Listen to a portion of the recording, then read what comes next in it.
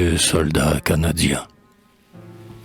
Vous souvient-il des jours, vieillard de ma patrie, où nos pères, luttant contre la tyrannie, par leurs nobles efforts sauvaient notre avenir, frémissant sous le joug d'une race étrangère, malgré l'oppression, leur âme toujours fière, de la France avait gardé le souvenir.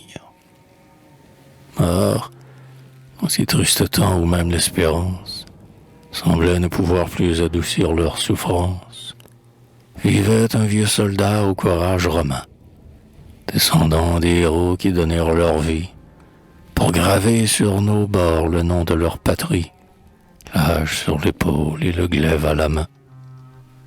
Mutilé, languissant, il coulait en silence ces vieux jours désolés, réservant pour la France ce qui restait encore de son généreux sang.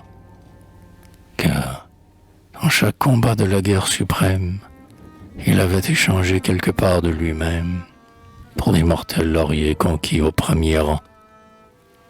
Alors Napoléon, nouveau dieu de la guerre, de l'éclat de son glaive éblouissant la terre, avait changé l'Europe en un champ de combat.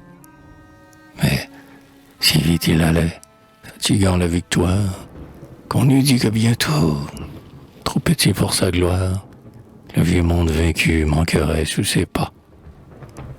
Quand les fiers bulletins des exploits de la France venaient des Canadiens ranimer l'espérance, on voyait le vieillard tressaillir de bonheur. Et puis il regardait sa glorieuse épée, espérant que bientôt cette immense épopée viendrait sous nos remparts éveiller sa valeur. Quand le vent, favorable aux voiles étrangères, amenait dans le port des flottes passagères, appuyé sur son fils, il allait au rempart.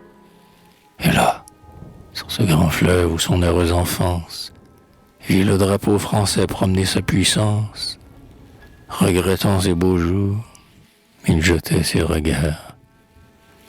Alors il comparait, en voyant ce rivage, où la gloire souvent couronna son courage, le bonheur d'autrefois au malheur d'aujourd'hui, et tous les souvenirs qui remplissaient sa vie se pressaient tour à tour dans son âme attendrie, nombreux comme les flots qui coulaient devant lui.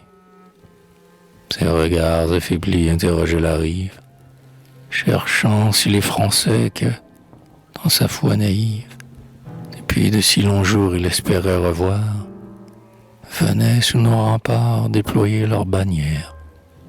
Puis, retrouvant le feu de son ardeur première, fier de ses souvenirs, il chantait son espoir.